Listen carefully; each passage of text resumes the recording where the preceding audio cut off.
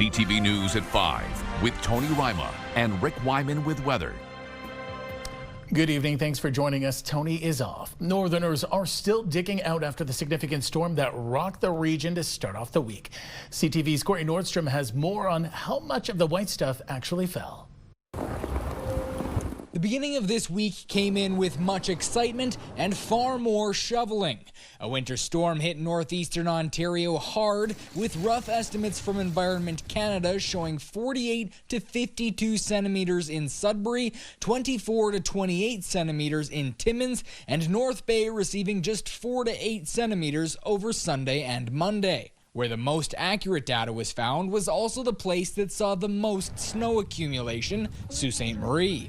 For the two-day snowfall total for the 15th and 16th at Sault Ste. Marie Airport, we came in with 56 centimeters, which figures out to be number 6 on the list of largest two-day snowfalls. On Sunday, single-day local snowfall records were broken in both the Sault and Sudbury with 35.8 and 31.2 centimeters respectively. The Sault also saw the most snow on a March 16th in its recorded history with 20.2 centimeters. Impacts were extensive, with even those who love this weather the most, snowmobilers, having to close trails. It's like reopening your trails for the first time. You got trees down, you have a lot of snow drifts. There was some major snow drifts over 5 feet high that the groomer operators had major challenges. Nearly all of the Sault's 600 kilometers of trails are back open, with this storm being a savior for local sledders. We thought we were just about finished, but now that we have a solid base and we have lots of fresh snow, we're hoping to extend our grooming season into April. We're hoping maybe even to the 15th. Sault Ste. Marie's all-time winter snowfall record was set in 2014-15 with 529 centimeters. After this week's two-day storm, this year's accumulation is up to 524 centimeters, and by the end of the week, this should be the most snow the Sault has seen in a winter in recorded history.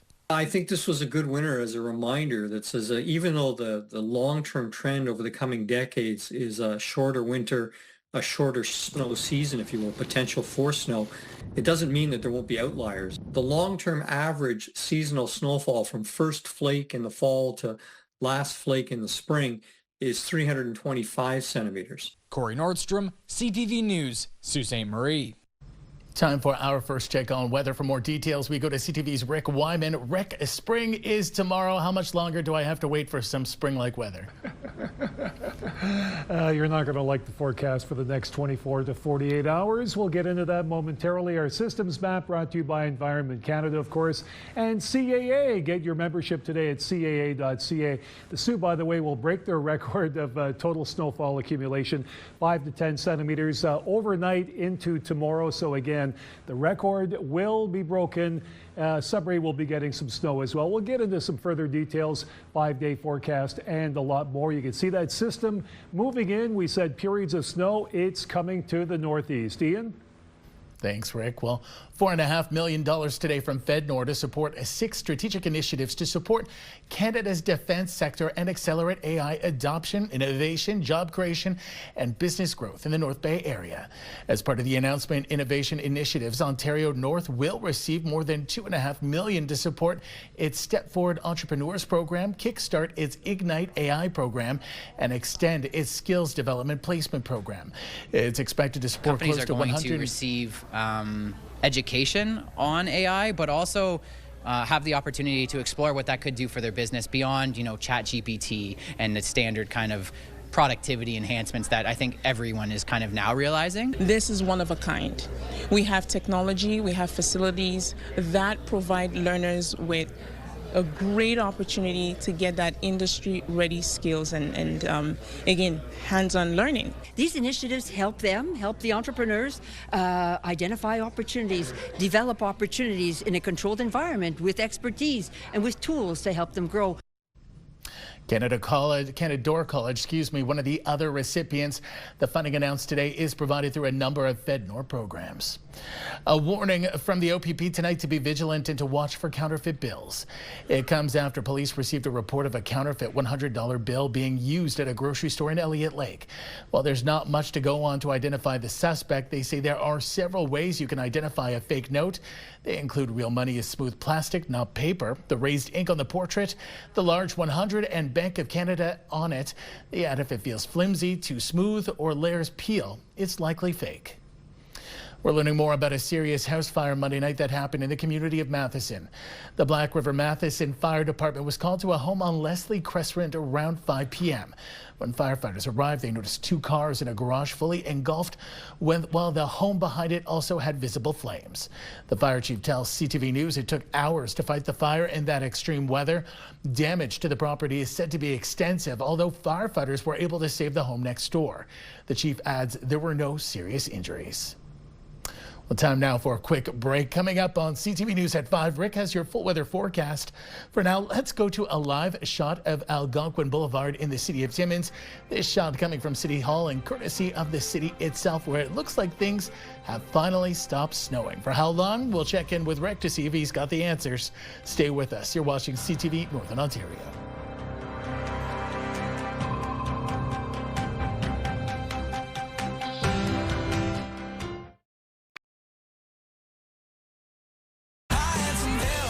Country 91.7. Sudbury's home for the best country music. Listen for your chance to win $50,000 with Pure Country's big $50K payday. We've got some snow in the forecast beginning tonight, overnight, and continuing into tomorrow. Yesterday we talked about periods of snow. It's coming courtesy of Environment Canada. Let's check out the forecast radar right now. Here it is. Don't blink. By about 9 o'clock tomorrow morning. So beginning this evening, Sudbury, Sault Ste. Marie, 5 to 10 centimeters. And of course, some other areas not nearly severely affected, just a couple of centimeters. Let's get into some of the actual numbers now. Sudbury, Nickel Belt. So beginning overnight, 5 to 10 centimeters, +1 for tomorrow. Chance of flurries Saturday, +1. -1 Sunday, chance of flurries. -2 Monday, some sun and cloud. And the chance of flurries on Tuesday at -1. Meanwhile, in Sault Ste. Marie, Algoma, snow and, the risk of freezing drizzle, freezing rain as well, 4 degrees, another 5 to 10 centimeters of snow beginning late tonight into tomorrow. Saturday, chance of sleet at 60%, 3 degrees there, 1 degree on Sunday, some cloud cover Monday, some sunshine, -3, the chance of flurries on Tuesday at +1. And you thought the snow was over. Okay, Timmins, Cochrane, Kapuskasing heading into the final few days of winter. A couple of centimeters of snow tomorrow, -1. Chance of snow on Saturday, -1. -6 Sunday, some cloud cover Monday. Sun and cloud, -3. And the chance of flurries come Tuesday at 40% with a high of -1. How about Temiskaming Shores and Kirkland Lake? Snow tomorrow, a few centimeters, and the risk of freezing drizzle. +1, your expected high. Saturday, we've got the chance of flurries at 0. -3 Sunday, chance of flurries at 40%. Monday, sun and cloud, -4, and -1 on Tuesday with the chance of flurries at 40%. Once again, bit of a cool down starting Sunday, by the way, right across the Northeast. Friday. Okay, here we go. North Bay, West Nipissing. Snow, risk of freezing drizzle, freezing rain, 5 to 10 centimeters. Tomorrow, not necessarily overnight, but later tomorrow, 3 degrees your high. Saturday, chance of flurries, 1 degree. 0 Sunday, chance of flurries at 40%. Monday, some sun and cloud, -3. And Tuesday, we've got the chance of flurries with a high of -1. So, Ian, as we get rid of winter, what a winter it's been. We've got some snow in the forecast tomorrow, but it will get better, as we'll see next hour with the 7-day forecast. Back to you. I hope it gets better. That's a lot of snow. Thanks, Rick. Well, it's looking like the Sudbury Indoor Tennis Center will be out of commission for some time. It collapsed earlier this week due to what officials say was heavy snow from Monday's storm. Board members met last night to discuss options. However, due to the slippery material, the hope of a shovel party is not possible. The damage has been reported to insurance and to the city of Greater Sudbury, as the city owns the courts while the organization owns the dome. What happens is once the snow's cleared, we can lift up the bubble again, then we can assess the damage, and then we can take it from there. But as of now, there's no real timeline. Dream case situation would be like 2 to 3 months, I reckon. just with the damage that will need to be repaired. Around 10 part-time employees had to be let go as the organization cannot offer services at this time.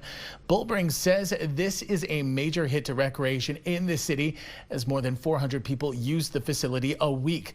The Lantern Dome has also collapsed due to snow, and we're being told use of the facility is closed until further notice. The Timmins Library main branch will reopen tomorrow.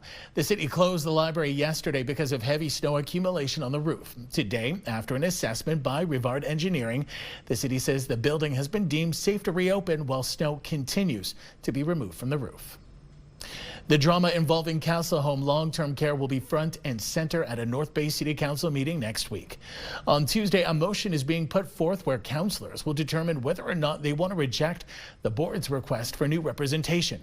It comes following a very public split in which the board chair said they had lost confidence in councillors Main and King.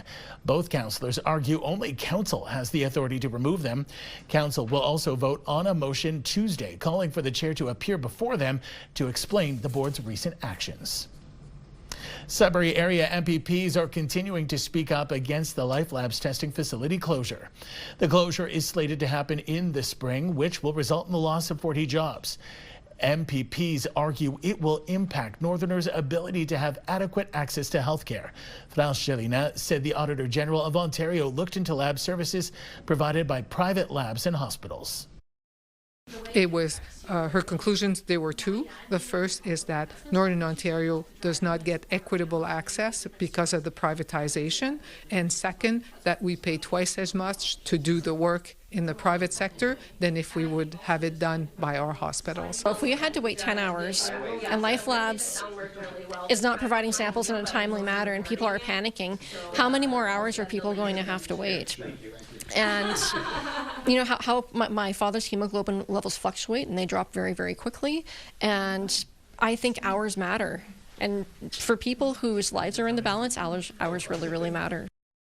While LifeLabs did not respond to CTV's request for a comment today, back in January, a spokesperson wrote in part, there will be no impact to patient access or to LifeLabs Patient Service Center in the area as a result of this change. Test turnaround times and patient care will continue to meet LifeLabs high standards and Ministry of Health requirements. The Ministry of Health adding today LifeLabs, not the Ministry of Health, is responsible for their own service delivery and operations. We are not involved in those decisions. However, we have been assured that there will be no impact to service delivery. According to MPP Jamie West, 16 communities and organizations have passed motions or sent letters to the Premier disagreeing with the closure. Coming up on CTV News at 5, our Sudbury sister station is camping for cans. We'll explain what that means. Plus, we'll have more on the drama at the Near North District School Board as the chair and education minister mince words.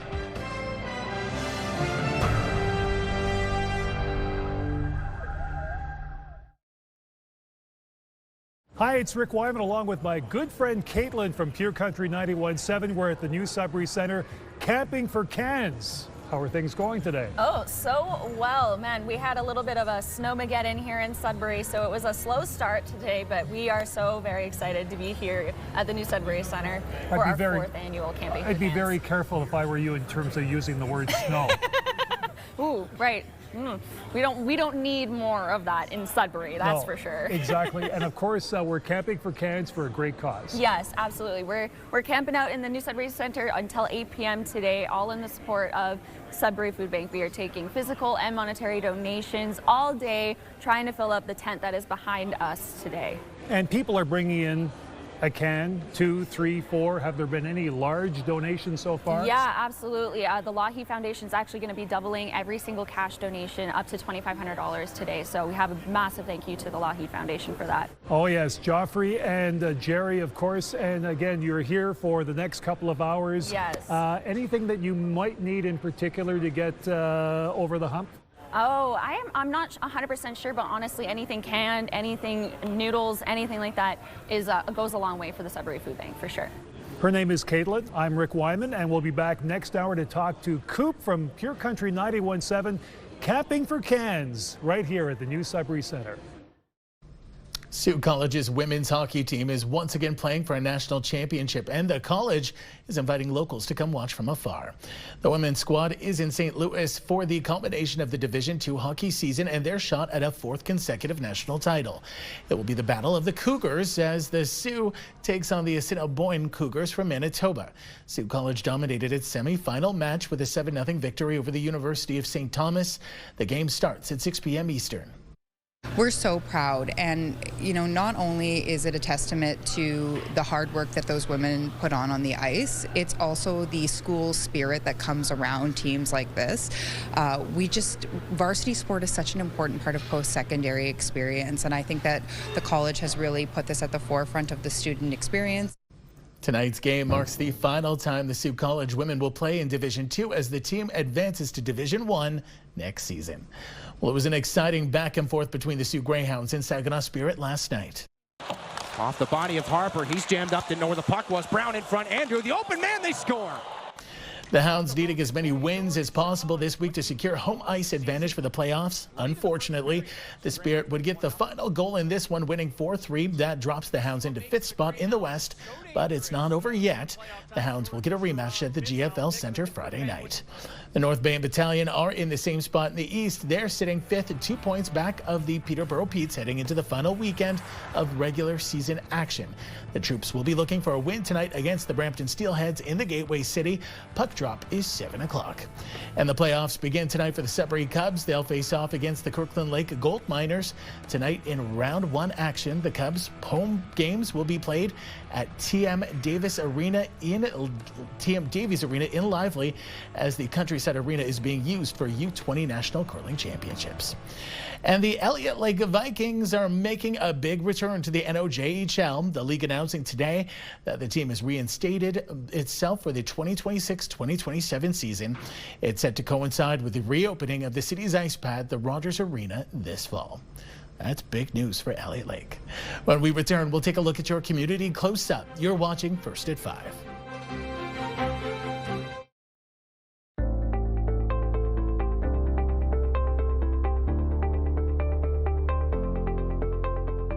The work world has certainly changed, evolved over the decades. Are students and workers ready to embrace rapidly changing technologies? To explore this in greater detail, this week's Tech Talk segment takes us to Timmins and Northern College. Marc Veilleux, engineering technology technician professor, now joins us from Timmins. Hi there, Marc. Hi. Pleased to be here. How is Northern College creating future-ready professionals in a rapidly changing job market and technologies? Basically, our programs have gone from basic dials, hand analog, to digital, to interacting with iPads and digital, to the point where it's very automated. So it's very well.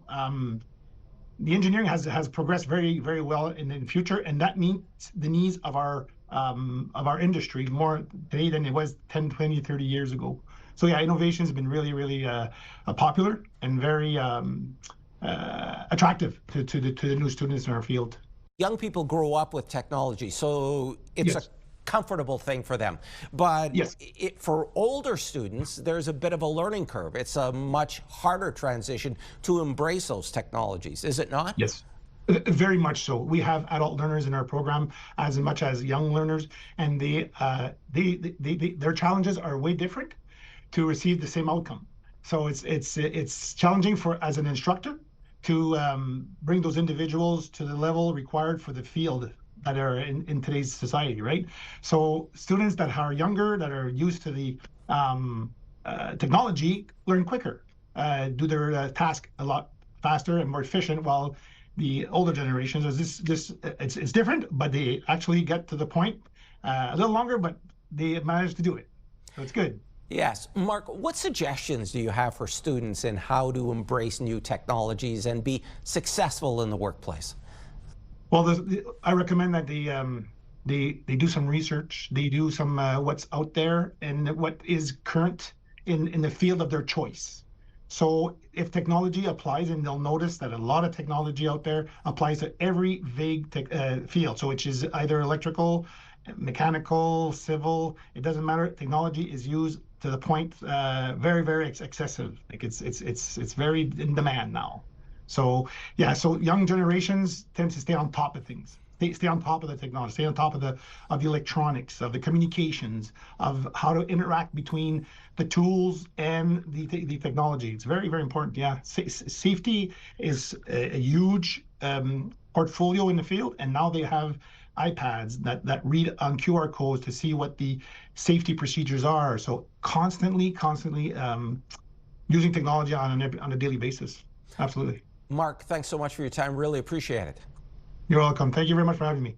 Mark Veilleux was our guest, and he joined us from Timmins. And to see more of our Tech Talk segments, head to our website, CTV News Northern Ontario.ca.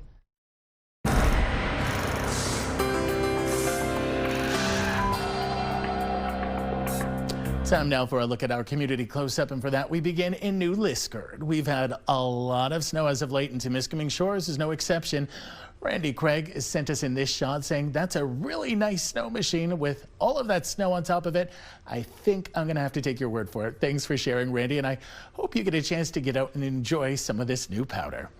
Richard's Landing down on St. Joseph's Island was another community to feel the brunt of Mother Nature.